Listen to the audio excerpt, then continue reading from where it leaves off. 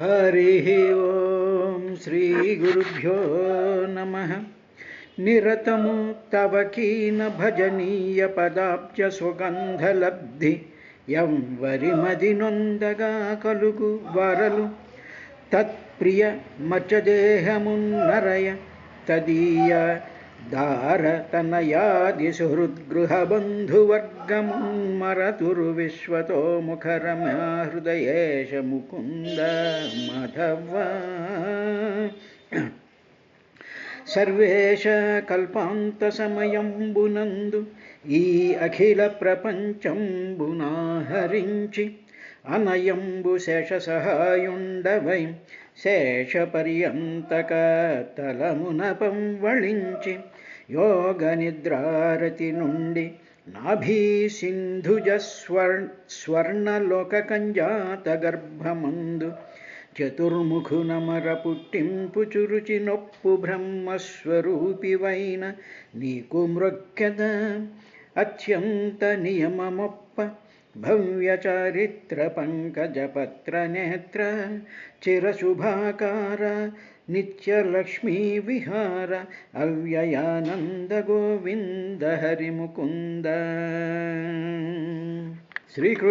శ్రీకృష్ణాయదుభూషణ నరసఖా శృంగారరత్నాకర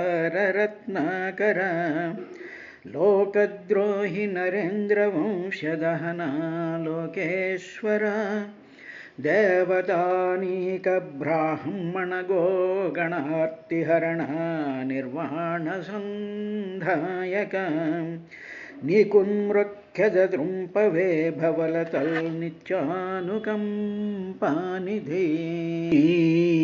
పద్యావళులాలకించు చెవులు నిన్నాడు వాక్యంబులు నీ పేరంబనిసేయు హస్తయుగమున్ నీ మూర్తిపై చూపులు నీ పాదంబుల పొంత మృక్కు శిరమున్ నీ సేవపై చిత్తముల్ నీపై బుద్ధులు మాకు నిమ్ము కరుణన్ నిరేజపత్రేక్షణ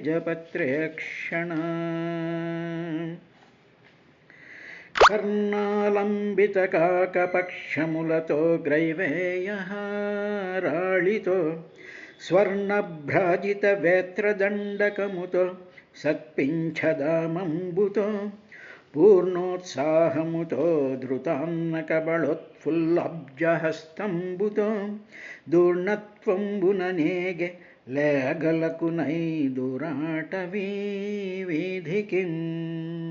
హరి ఓం. భాగవతం చతుర్థ స్కందం 29వ అధ్యాయంలో సమస్తమైనటువంటి సమస్యలకి కూడా పరిష్కారం ఏమిటి అంటే గోవింద చరణాంబుజాలను నిరంతరము కూడా మనసులో పెట్టి ధ్యానించుకుంటూ సమస్తమైనటువంటి బాహ్య జగత్తులో ఉండేటువంటి కర్మలన్నీ ఎంతవరకు తగ్గించుకుంటూ ఉంటే ఆ బంధాలన్నీ అలా తెగిపోతూ ఉంటాయ్యా. అందువల్ల నువ్వు చేయవలసిన పని ఏమిటి అంటే ఏవైతే ఎసెన్షియల్గా ఉంటాయో, ఏవైతే గృహస్థాశ్రమ ధర్మాన్ని పాటిస్తూ ఉంటారో వాటిల్లోనే నీ మనసును నిమగ్నం చేసుకుని వాటిల్ని కర్తవ్యంగా భావించి ఆ తరువాత బాహ్యమైనటువంటి జగత్తుతో, బాహ్యమైనటువంటి ప్రజలతోనూ, బాహ్యమైనటువంటి మనకు ఉపయోగకరం లేనటువంటి అవతల వాళ్ళు మెచ్చుకుంటారు అనేటువంటి అటువంటి కార్యక్రమాలకి దూరంగా ఉంటూ ఒకవేళ అటువంటి వాటిల్లో ఉండవలసి వచ్చినా సరే అక్కడ ఉన్నంతసేపు కూడా భగవంతుడి యొక్క ఆ దివ్యమైనటువంటి సాకార రూపాన్ని నిరంతరము కూడా మనసులో పెట్టుకుంటూ అక్కడ మనం మాట్లాడకుండా కూర్చోవడం అనేటువంటిది మాత్రమే చెయ్యాలయ్యా. అలా చేసినట్లయితే ఈ సంసారంలో ఉండేటువంటి సమస్తమైనటువంటి ఈ బంధాలు లేకపోతే వాటితో ఉండేటువంటి కష్టసుఖాలన్నీ కూడా తొలగిపోతాయి అనేటువంటి ఆధ్యాత్మ సాధనకి సంబంధించినటువంటి విశేషాన్ని చెప్పినటువంటి దాన్నే కుంతీదేవి ఏం చెప్తుంది అంటే, నిన్ను చింతింపుచున్ పాడుచున్ పొగడుచున్ నీ దివ్య చారిత్రముల్ వినుచున్ చూతురుగాక లోకులు ఇతరాన్వేషంబులంజూతురే ఘన దుర్జన్మ పరంపరాహరణ దక్షంబై మహాయోగి వాగ్వినుతంబైన భవత్పదాబ్జయుగమున్ విశ్వేశ విశ్వంభర. భవత్పదాబ్జయుగమున్ విశ్వేశ విశ్వంభర అని కుంతీదేవంటే ఆయన భీష్మాచార్యుల వారు ఏమన్నాడంటే, తన వారి చంపజాలక వెనుకకు పోనిచ్చగించు విజయుని శంకన్ ఘన యోగ విద్య బాపిన మునివంజుని పాదభక్తి మొనయున్నాకు. ఆ మునివంజుడు మునుల చేత పొగడబడినటువంటి ఆ శ్రీహరి యొక్క పాదముల మీద భక్తి నాకు మొనయున్. పాదభక్తి మనయున్నాకున్ అని భీష్ముల వారు, స్వామి నీ పాదాల మీద నాకు భక్తి కలుగుగాక. ఇది మనం చేయాల్సినటువంటి ప్రార్థన. అంటే భగవంతుడి యొక్క పాదాల మీద మన మనస్సు నిశ్చలంగా ఉండేటట్టు స్వామి నువ్వు అనుగ్రహిస్తే తర్వాత నా పారాయణలు, నా హోమాలు, నా అన్నదానాలు, నా ప్రపంచం మీద ఉండేటువంటి సేవా కార్యక్రమాలు ఇవన్నీ తర్వాత వస్తాయి, వీటితో సంబంధం లేదు, ఇది మాత్రమే కావాలి అని చెప్పి జీవన సమరం లాంటి కురుక్షేత్ర సమరంలో సాక్షాత్తు సాధకుడైనటువంటి భీష్ముడు కూడా అదే మాట మాట్లాడాడు. అదేవిధంగా పరమ సాధ్వి అయినటువంటి శతానందుల వారి తల్లి అయినటువంటి గౌతమ మహర్షి భార్య అయినటువంటి అహల్యాదేవి బాలరాముడు ఆ వచ్చినట్టు శాప విమోచన సందర్భంలో త్వత్పాద భక్తి శక్త సదా శక్త త్వత్పాద భక్తి ఏవ, నీ పాదాల మీద మాత్రమే నాకు భక్తి సదా కలిగేటట్టు చేయి స్వామి అని చెప్పి ఆయనని ప్రార్థిస్తారు. ఇంతటి వాళ్ళందరూ కూడా ఇది విధంగా చేస్తున్నారు అంటే సాధారణమైనటువంటి భక్తులు అనుకునేటువంటి సాధారణ మానవులు కూడా ఈ ప్రార్థనని చెయ్యాలి అని చెప్పి శ్రీరామకృష్ణ పరమహంస భగవాన్ రమణులు కానీ అందరూ చెప్పినటువంటి విశేషంతో ఆ 29వ స్కంధం పూర్తయి ఇక 30వ స్కంధం. అథ 30ోऽధ్యాయః. విదురౌవాచ ఏ త్వయాభిహితా బ్రహ్మన్ సుతాః ప్రాచీనబర్హిషః తే రుద్రగీతేన హరిం సిద్ధిమాపుః ప్రతోష్యకాం. ఆ విదురుడు ఆ ఎదురుగా ఉండేటువంటి మైత్రేయ మహర్షి, ఓ బ్రహ్మర్షి, ఓ మహర్షి, ప్రాచీన బర్షి పుత్రులు వాళ్ళు వెళుతూ ఉన్నప్పుడు నువ్వు ద్వారలో కనిపించావు కదా, నువ్వు కనిపించిన తర్వాత నీ సలహా ప్రకారం వాళ్ళు ఆ రుద్రుడిని ఆ పశ్చిమ తీరంలో ఉండేటువంటి ఆ కాసార ప్రాంతంలో రుద్రుడిని ఉపదేశాన్ని అనుష్ఠించారు కదా. ఆ తర్వాత ఆ రుద్రగీతతో వాళ్ళు ఉపాసన చేసిన తర్వాత శ్రీహరిని ప్రసన్నంగా చేసుకున్నారు కదా.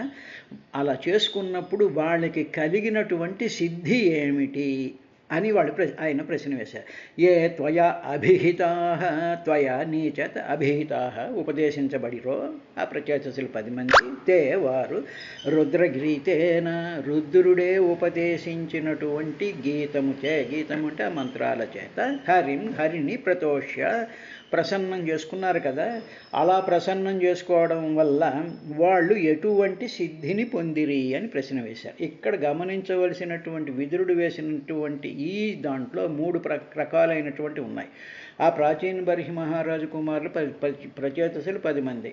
వాళ్ళకి మొట్టమొదట ఏం జరిగింది అంటే ఈయన ఆ మైత్రేయ మహర్షి సలహా చెప్పాడు. అంటే ఒక పని చెయ్యడానికి సరైనటువంటి సలహాలు చెప్పేటువంటి వాళ్ళు ఒకళ్ళు తారసపడతారు సిద్ధి పొందే ముందు, అది నెంబర్ 1. ఇక నెంబర్ 2, ఆ సలహాని తీసుకుని వాళ్ళు దాని మీద శ్రద్ధతో భక్తితో అక్కడికి వెళ్ళి ఉన్నప్పుడు ఆ కాసారంలో నుంచి రుద్రుడే బయటకు వచ్చి ఆ శ్రీహరికి సంబంధించినటువంటి రుద్రగీతను ఉపదేశం పొందాడు. ఈ సలహా మహర్షి యొక్క సలహా తీసుకుని అక్కడికి వెళ్ళాక రుద్రుడి యొక్క ఆ ప్రత్యక్షం జరిగిన తరువాత ఆయన వీళ్ళకి ఆ రుద్రగీత అనేటువంటి ఆ మహత్తరమైనటువంటి మంత్ర సంపుటిని శ్రీహరికి సంబంధించినటువంటి ఆ మంత్ర సంపుటిని వాళ్ళు ఉపదేశం కింద పొందారు. నెంబర్ 2. ఆ తర్వాత వాళ్ళు అలా చెంది ఆ ఉపదేశాన్ని వాళ్ళు ఎప్పుడైతే దానిని అనుష్ఠానం చేశారో అప్పుడు ఆ ఉపాసన చేశారో అప్పుడు వాళ్ళ యొక్క ఉపాసనకి సంతోషించి శ్రీహరి ప్రసన్నుడైన తర్వాత వాళ్లకు సిద్ధి దొరికింది. ఇది జరిగింది. అంటే ఏమిటి? మార్గదర్శనం చేసేటువంటి వాళ్ళు ఉండాలి. ఆ మార్గంలో వెళ్ళిన తర్వాత అక్కడ గురుస్వరూపమైనటువంటి వాళ్ళు తారసపడాలి, వాళ్ళ ఉపదేశం పొందాలి. ఉపదేశం పొందితే ఉపదేశం పొందేసామంటే అయిపోయింది, గో బ్యాక్ అంటే కుదరదు. దానిని అనుష్ఠానం చేయాలి, ఉపాసన చేయాలి, దాని మీద ఎంతో తపిస్తూ ఉండాలి. అది అయిన తర్వాత ఉపాస్య దైవతం వచ్చి సంతోషించడం అనేటువంటి జరిగింది. సంతోషించాడు, బాగానే ఉంది. తర్వాత ఏం జరిగిందంటే సిద్ధిని పొందారు. కాబట్టి హరి సిద్ధి మా ఆపు సిద్ధి ఆపు కాం సిద్ధి ఆపు, వాళ్ళు ఏ సిద్ధిని పొందారు అని ప్రశ్న వేశాడు.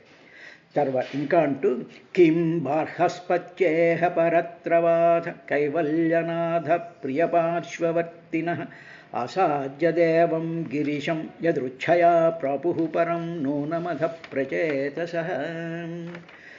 బార్హస్పత్య, ఓ మైత్రేయ మహర్షి, నీవు సాక్షాత్తు బృహస్పతి శిష్యుడు అయినటువంటి వాడవయ్యా స్వామి. తర్వాత ప్రచేతసః, ఈ ప్రచేతసులు ఉన్నారే వాళ్ళకి అనుకోకుండా కైలాసపతి అయినటువంటి ఆ శివదేవుడి యొక్క దర్శనం కలిగింది వాళ్ళకి. వాళ్ళే అనుకోలేదు.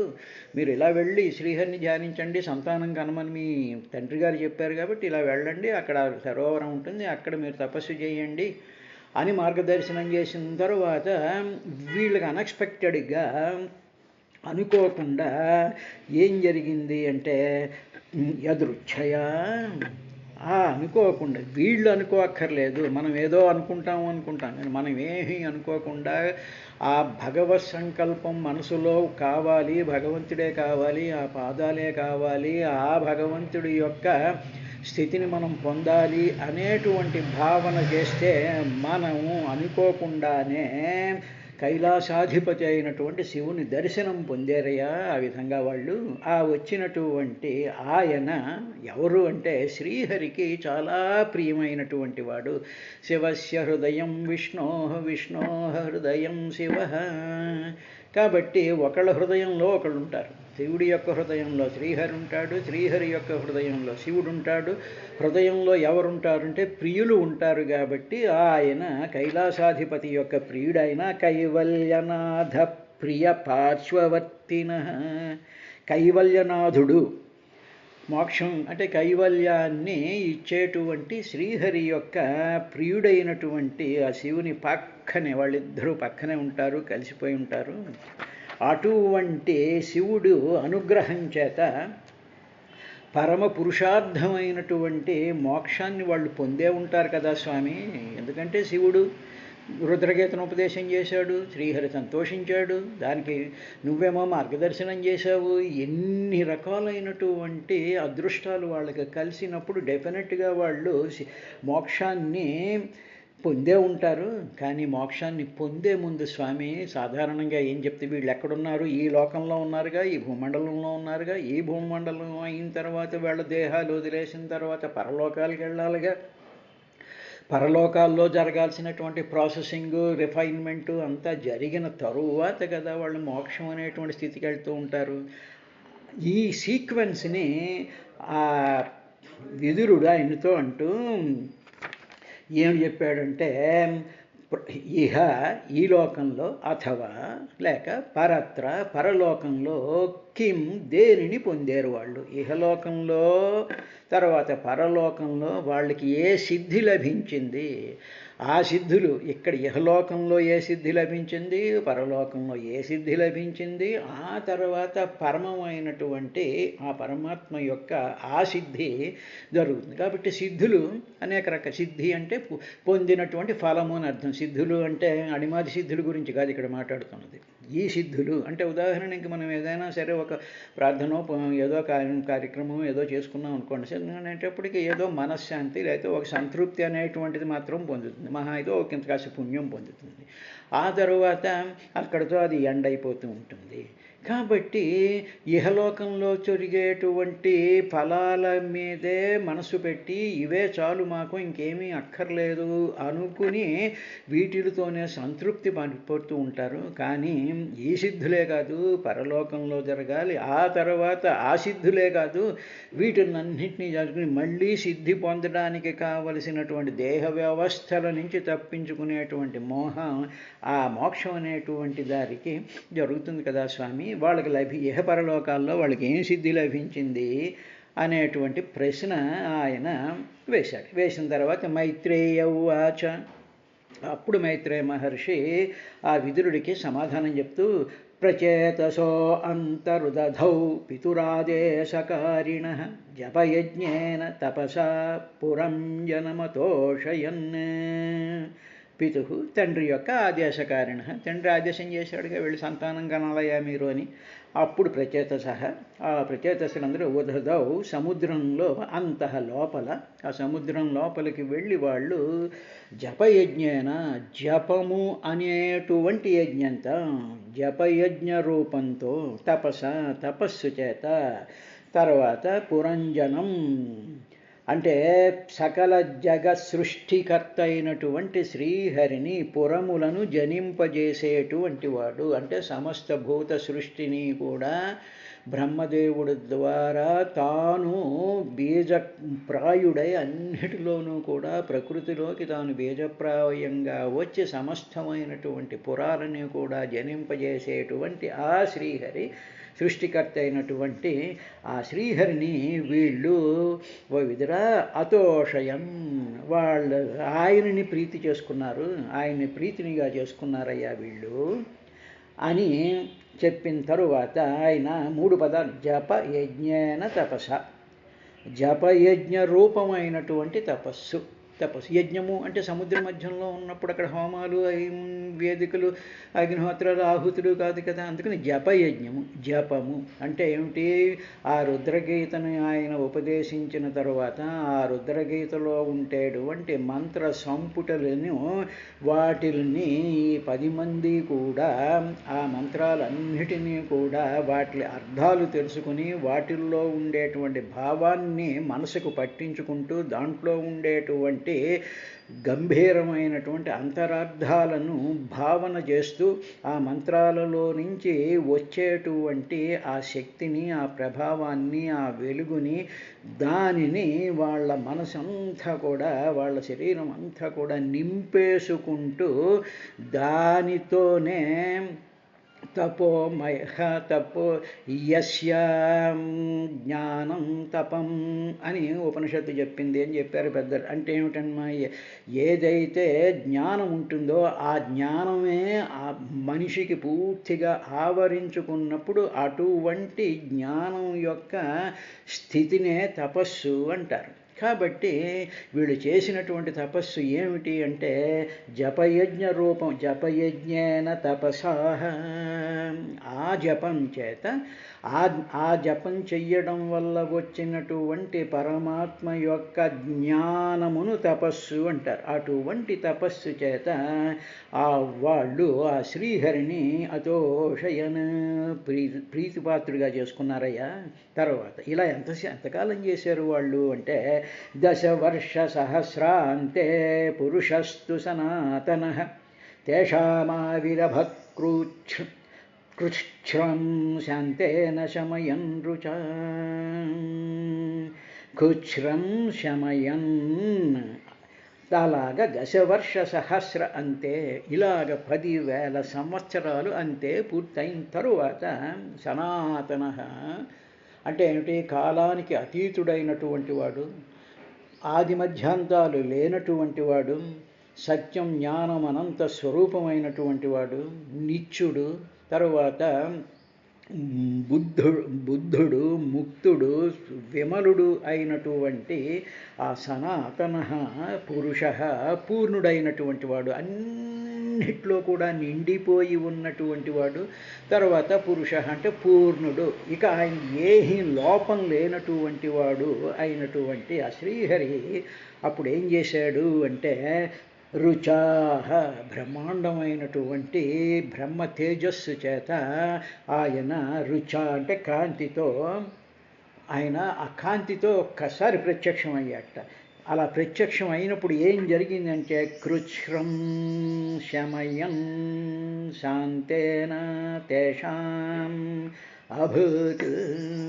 ఆ కాంతి వీళ్ళు అలా జపం చేశారుగా 10,000 సంవత్సరాలు, అంతమైందిగా. అప్పుడు ఒక్కసారి వాళ్ళ చుట్టూ కూడా ఒక బ్రహ్మాండమైనటువంటి ఆహ్లాదకరమైనటువంటి చంద్ర సమానమైనటువంటి షోడశ కళా ప్రపూర్ణమైనటువంటి చల్లనైనటువంటి ఒక మహత్తరమైనటువంటి కాంతి వాళ్ళ మీద పడేటప్పటికీ అంతవరకు వాళ్ళు అనుభవిస్తూ ఉండేటువంటి క్లేశము అంటే ఆ తపస్సు చేయడం, దాంట్లో ఉండడం, దానివల్ల శారీరకంగా కూడా కలిగేటువంటి ఏవైతే దుఃఖాలు ఉంటాయో, ఏవైతే క్లేశాలు ఉంటాయో అవన్నీ కూడా శమయం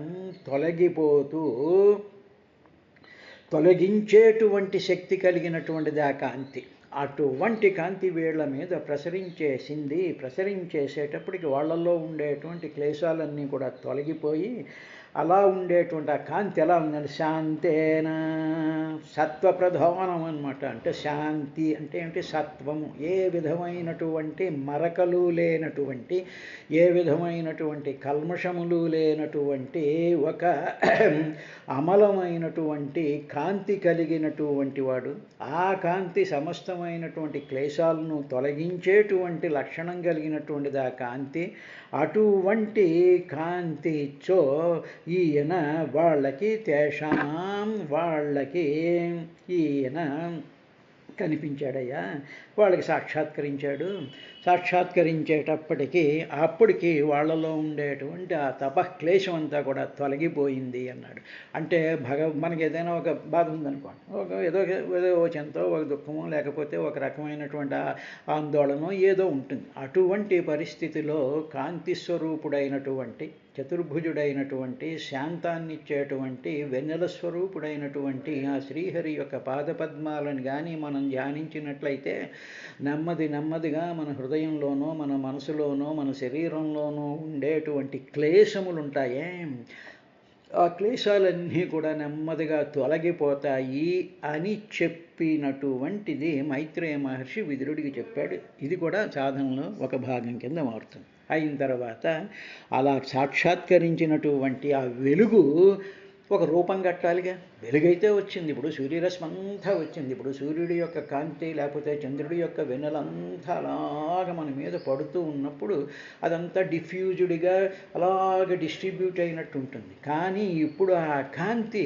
ఒక్కసారి ఒక సాకార రూపాన్ని ధరించి వాళ్ళకి కనిపించిందయ్యా. ఆ సాకార రూపం ఎలా ఉంది అంటే సుపర్ణ స్కంధమారూఢో మేరుశృంగమివాంబుద పీతవాసా మణిగ్రీవ కుర్వన్ వితిమిరాదిశః.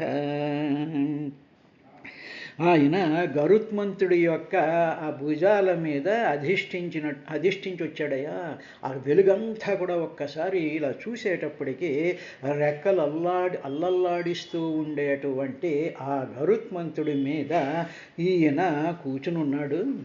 ఆ వెలుగంతా కూడా ఆ రూపం కింద మారిపోయేటప్పటికీ ఆయన వేదాత్మ విహగేశ్వర, వేదాత్మ స్వరూపుడైనటువంటి ఆ గరుత్మంతుడు, ఉచ్ఛ్వాస నిశ్వాస స్వరూపుడైనటువంటి ఆ గరుత్మంతుడి మీద నల్లనైనటువంటి శరీరంతో ఆయన మెడలో కౌస్తుభమణిని దాల్చి ఆయన వచ్చాడు. తనలో ఉండేటువంటి కాంతి అంతా కూడా ఏమైపోయిందంటే చుట్టూ ఉండేటువంటి సమస్తమైనటువంటి చీకట్లన్నిటినీ కూడా పారద్రోలేసింది. ఇక చీకటి అనేటువంటిది ఏదీ లేకుండా, అంటే ఏ విధమైనటువంటి అజ్ఞానం పోకడలు మనసులో కానీ, హృదయంలో కానీ, శరీరంలో కానీ, ఆలోచనల్లో కానీ ఏ విధమైనటువంటి అజ్ఞానపు చీకట్లు ఉంటాయో ఆ చీకట్లన్నీ కూడా తొలగిపోయేటట్టు రెక్కలు అల్లల్లాడిస్తూ ఉండేటువంటి ఆ గరుత్మంతుడితో ఆయన అలా వచ్చాడు. అది ఎలా ఉన్నది అంటే మేరు పర్వతం మీద నల్లనైనటువంటి ఒక మేఘ పంక్తి ఎలా ఉంటుందో, నల్లనైనటువంటి శ్రీమన్నారాయణుడు నలుపు కదా, ఆ నల్లనైనటువంటి మేఘ పంక్తి ఏ విధంగా ఉందో అలాగా మేఘంలాగా ఆయన వచ్చాడు అన్నాడు. మేరు శృంగం ఇవ అంబుద ఇవ, ఈ విధంగా మేరు శృంగం, మేరు యొక్క శృంగమందు ఆ కొన మీద ఇవ అంబుద, నీటితో కూడుకున్నటువంటి మేఘము. అంబుద, అంబు అంటే నీటిని ఇచ్చేటువంటిది మేఘం అన్నమాట. అంటే మేఘాల్లో నీరు పడుతుందిగా. అంబుద, నీటినిచ్చేటువంటి మేఘంలాగా ఆయన ఉన్నాడు అని చెప్పి భౌతికమైనటువంటి వర్ణ. అంబహ అంటే ప్రాణములు అని అర్థం కూడా ఉంది. నీరంటే ప్రాణములు.